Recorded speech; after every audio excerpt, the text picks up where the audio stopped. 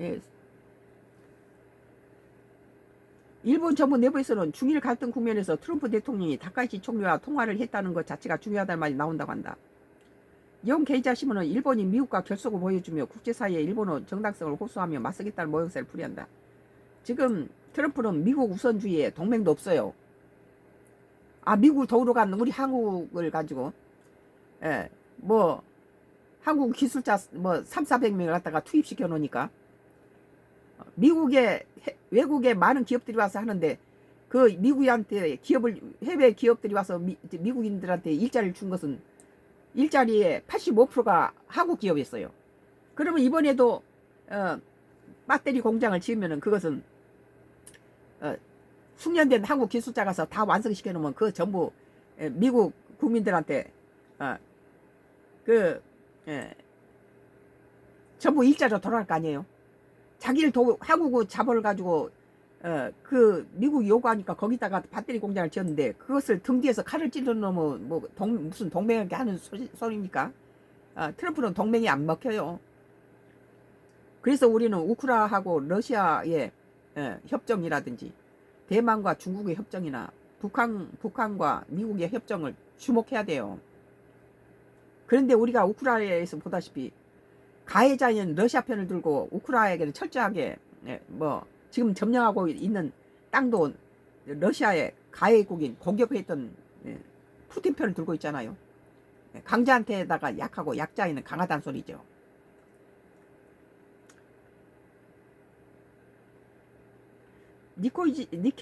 니온 게이자 신문은 베이징 외교 소식을 이용해 트럼프 대통령 미중 관계에서 무역이 최대 관심사라며 맞아요. 중일 대립은 미국 문제 해결 과제로서 우선순위가 낮다고 짚었다. 잘 보은 거예요 이게.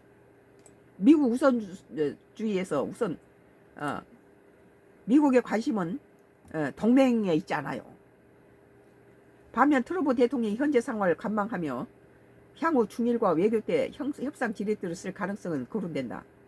내가 일본 편을 안 들 테니까 중국 너는 나한테 히토를 줄래? 이런 식이 될 수도 있다는 거예요. 뉴욕타임스는 이날 트럼프 대통령이 일본과 중국 양쪽의 지지를 요구하는 상황을 즐기는 것처럼 보인다. 이걸 즐긴다는 거예요. 관세 문제로 지난 몇 달간 트럼프 대통령과 갈등을 빚었던 중국과 일본이 이제 대만 문제로 제각각 미국 지지를 원하고 있다고 설명했다. 이어 신문은 특히 중국의 히토류 공급과 미국산 대두 구매, 아까 콩 농민들이 트럼프에 대해서 지지도가 떨어졌어요. 그러니까 트럼프는 내년에 있을 선거에 대해서 이기려면은 중국과 협상을 해서 콩을 구매하도록 해야 됩니다. 우크라이나 전쟁에서 러시아에 대한 지원 제한 등을 요구해온 트럼프 대통령의 협상력이 강화하고 있다고 덧붙였다. 한겨레 중일 갈등을 즐기는 트럼프, 양국 러브콘 무역 협상 지렛댔을 때 트럼프가 보통 얘기 아니에요. 트럼프 얘기가 계속되네요. 계속 시사 저널 계속 가서 트럼프 얘기니까 계속 할게요. 트럼프도 쩔쩔매는 중국 히토류 무기와 한국은 타격 더 크다. 한국은 타격이 더 크다는 거예요. 시진핑과 담판 앞두고 미, 호주, 일 히토류 동맹. 한국 히토류 대중 의존도 심각, 공급망 다변화 시급. 9월 23일 호주 언론들은 트럼프 미국 대통령이 호주를 홀대하고 있다고 성토했다. 뉴욕에서 열린 유엔 총회에서 참석한 앤서니 엘버리지 호주 총리가 작게나마 트럼프와 첫 정상회담을 가질 것이라는 예상이 빗나갔기 때문이다. 호주는 트럼프 2기 출범 이후 정상회담을 강하게 추진했다. 그러나 백악관에서는 계속 아무 반응이 없었다. 이에 미국 정계에서는 트럼프가 주미 호주 대사 케빈 러드를 싫어하기 때문이라는 소문이 돌았다. 러드는 호주 노동당 출신으로 총리를 2번 지낸 거물이다. 그는 2022년 5월 노동당이 정권을 차지하면서 2023년 3월 주미 대사로 부임했다. 문제는 그가 야인 시절에 2020년 SNS엔 트럼프를 서구 세계 반역자, 파괴적인 대통령이라고 비판했다. 비판했다가 삭제한 데 있었다. 트럼프를 아주 비판을 많이 했네요. 그런데 소문이 사실이었음이 10월 20일자 현지 시간 드러났다. 이날 트럼프는 엘버니지와 정상회담을 가졌다.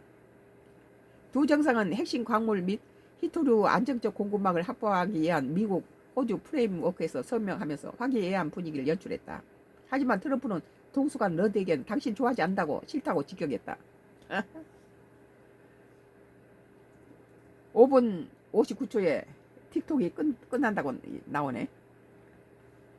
호주는 미국이 창설한 영어권 주요 5개국의 정보 공유 협의체 파이브 아이즈의 일원이다. 두 나라는 바이든 전 대통령 집권기에 영국과 함께 오커스 동맹을 맺었다. 이를 통해 호주는 미국이 건조한 핵잠수함 5척을 2032년까지 인도받는다. 이는 중국을 견제하려는 조치다. 미국, 호주 프레임워크도 중국이 장악한 히토류 공급망에 벗어나기 위해 양국의 협력을 강화한 것이다. 호주는 광물 자원 대국으로 2024년 히토류 생산량은 1만 3천 톤으로 세계 4위다. 히토류 생산량 1위는 27만 톤인 중국, 2위는 4만 5천 톤인 미국이다. 덩사오핑 중동엔 석유, 중국엔 히토류가 있다. 히토류 무기화한 거예요. 히토류 매장량이 풍부하다. 또 전 세계에 넓게 분포되어 있다. 지난 3월 미국 지질조사국이 발간한 광물 상품 요약 2025년에 따르면 전 세계 히토류 매장량은 9천만 톤에 달한다. 2위인 중국이 4,400만 톤, 절반에 육박한다.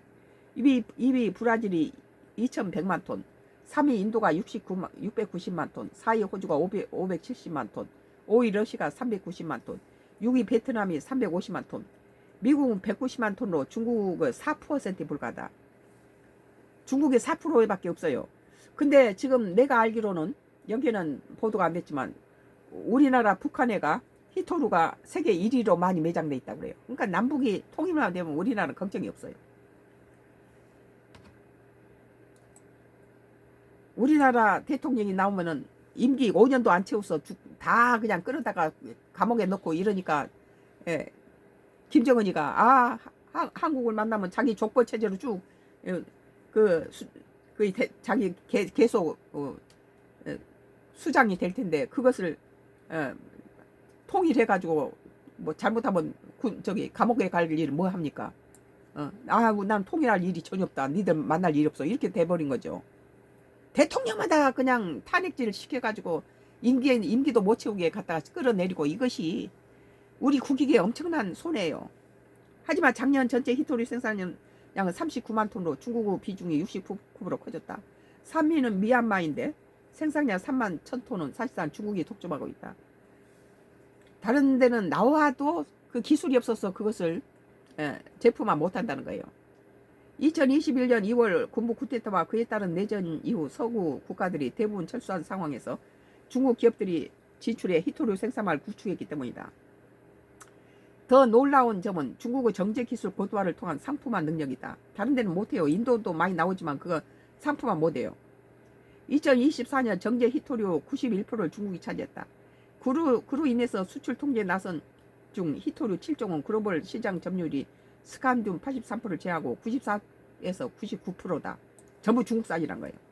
그러니까 이제 중국이 등장하면서 미국에서 중국 경쟁력에 뒤져서 문을 닫아버렸던 광산들이 다시 미국의 기업들이 그들을 살리려고 돈을 주고 정부에서도 미국 정부가 돈을 줘서 다시 히토류를 생산하도록 지금 밀고 있잖아요. 우리나라도 히토류가 약간 나온다고 그래요. 1990년 남한에서 그래서 우리 남북이 통일돼야 되죠. 1990년대까지 히토류 생산과 기술 개발은 미국이 주도했다. 그러나 히토류는 채굴, 주출, 재련 과정에서 심각한 환경 오염을 일으킨다. 히토류 1톤을 상품화하려면 1만 2천 세제곱미터의 유해가스, 20만 리터의 산성 폐수, 1.4톤의 방사성 폐기물이 발생한다. 그로 인해서 1990년대 말부터 미국은 히토류 광산을 폐쇄하고 생산시설 해외로 이전했다. 중국은 미국에서 정제기술을 이전받았고 생산망을 빠르게 구축했다. 그러니까 기술을 다 막 다 넘겨주고 지들은 안 하는 거죠. 이게 엄청난 매장량, 저렴한 인건비, 낮은 환경규제 이를 가능케 했다. 그러니까 우리나라는 기업들이 다 죽이려고 뭐 법인세 높이고 무슨 노란 복두법에서 임금 올리고 뭐 4일만 근무하게 만들고 거기는 6일 근무해요. 그러니까 모든 것이 경제기업을 잃은 거죠. 우리나라는. 게다가 1992년 덩샤오핑이 중동에 석유가 있지만 중국에는 히토류가 있다고 말할 정도로 히토류 중요성을 일찍 파악했다. 미리 준비한 거죠. 이런 배경 속에 중국은 히토류 글로벌 공급망을 완전히 장악했다. 다른 데 사람들이 눈을 돌리지 않을 때 중국은 이미 아프리카 히토류 매장량이 되기가 가난한 아프리카라든지 그런 나라에 러브 종료가 됐다라네요. 그런데 매장돼 있는 나라한테 가서 돈을 주고 자기 히토류 채굴권을 다 받아냈어요. 이 아프리카 가난한 나라들한테 돈을 줘가지고. 미국이 2020년부터 23년에 수입된 히토류 관련 제품 70%가 중국에 수입했다. 그리고 말레이시아가 13%, 일본 6%, 에스토니아가 5% 순이었다. 그래서 중국은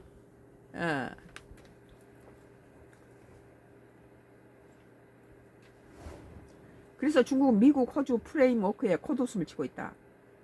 10월 21일 관영 영자지 글로벌 타임스는 히토류 공급이 핵심 쟁점은 매장량이 아닌 첨단 정제 기술이 있다고 지적했다. 인도에서 많이 나오지만 그것을 정제할 능력이 없다는 거예요. 미국 글로벌 투자은행 골드만삭스 분석은 더 뼈아프다. 골드만삭스는 10월 20일 현재 미국이 몰두하는 히토류 매장량 확보와 채굴 확대만으로는 대중 수입 의존도를 낮추기 힘들다고 예상했다.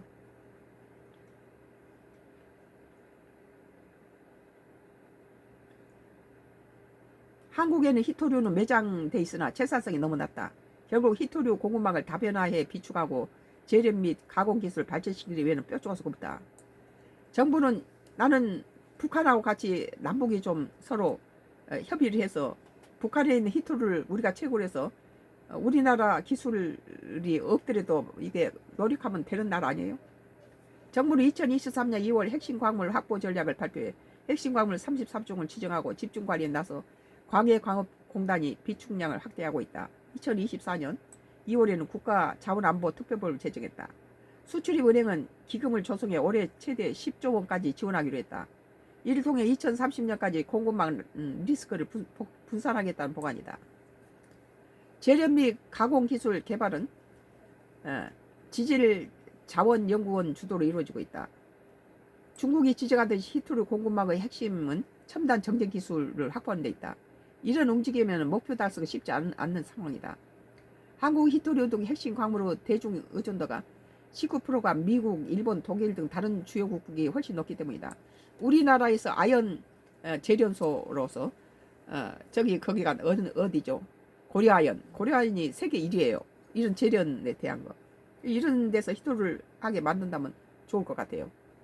19개 광물의 대중 의존도는 67%에 달한다. 그렇다고 짧은 시간에 무리한 탈중국을 추진한다면 생산비 급증 등 부작을 낳는다. 따라서 공급망 안정 차원에서 단계적이고 장기적으로 접근할 필요가 있다. 그래서 중국과 히토류 문제가 없더라도 중국과는 좋은 관계를 유지해야 된다. 한반도 평화를 위해서는. 계속 나는 그렇게 주장해왔죠. 오늘 시사저널 2025년도 11월 26일자 기사, 트럼프도 쩔쩌면은 중국의 히토류 무기와 한국은 타격은 더 크다라는 기사에 대해서 썬가 크루스 나의 정치 코멘트를 했습니다.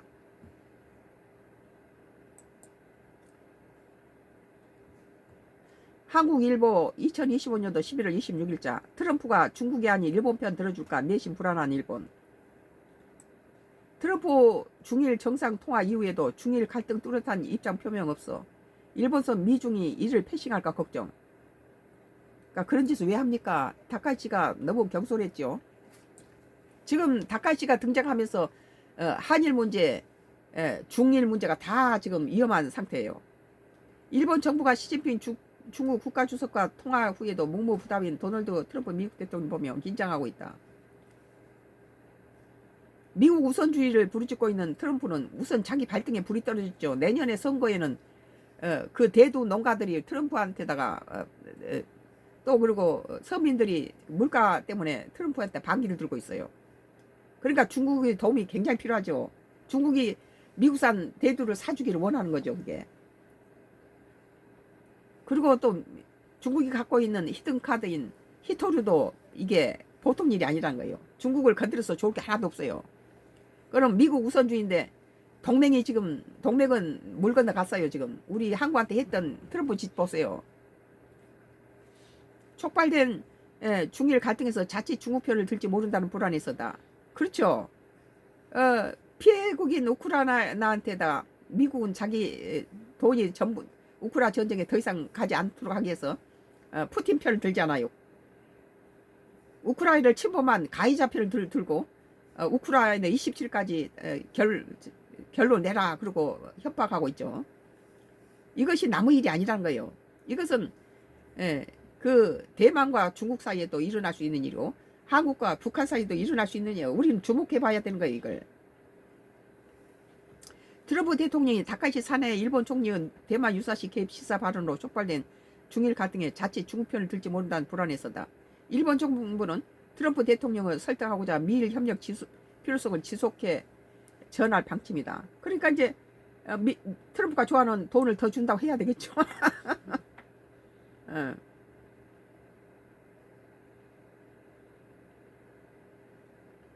앞서 트럼프 대통령은 다카이시 총리의 대만 발언 직후 큰 논란이 된 쇠젠 주 오사카 중국 총영사의 참수 발언에 대해서도 중국보다 우리 동맹국들이 무역에 우리를 더 이용했다며 두둔한 바 있다. 동맹이 더 무섭다. 동맹군들이 미국에 더 많이 이득을 얻었다 이거예요.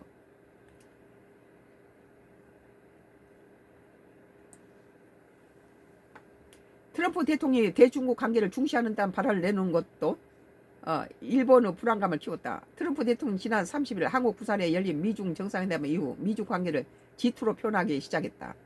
중국의 영향력을 인정한다는 의사로 익힐 수 있기에 일본으로서는 달갑지 않은 표현이다.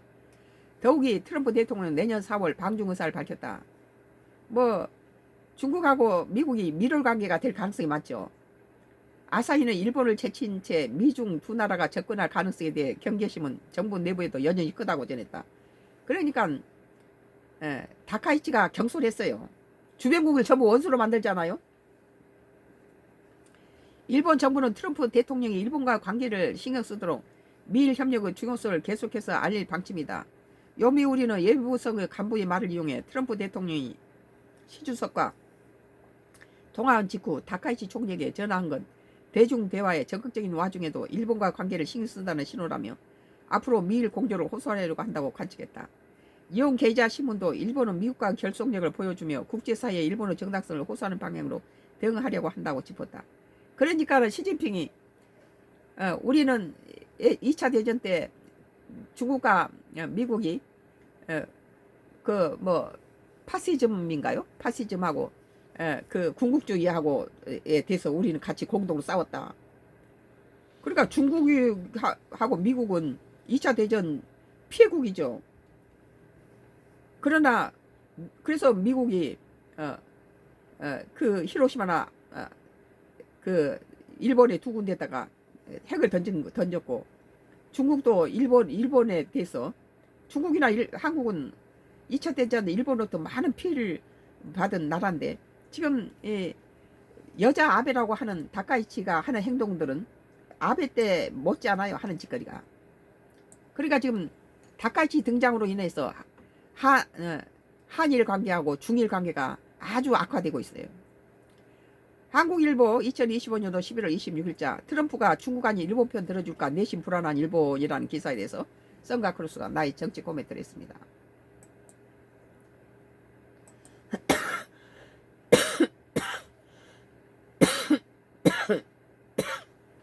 오늘 한국경제TV에서 종부세 대상자가 8만 명이 늘어서 84% 수도권 이제 세금 올린다니까 보통 일이 아니네요. 서울에 집 있는 사람이 이제 힘들죠.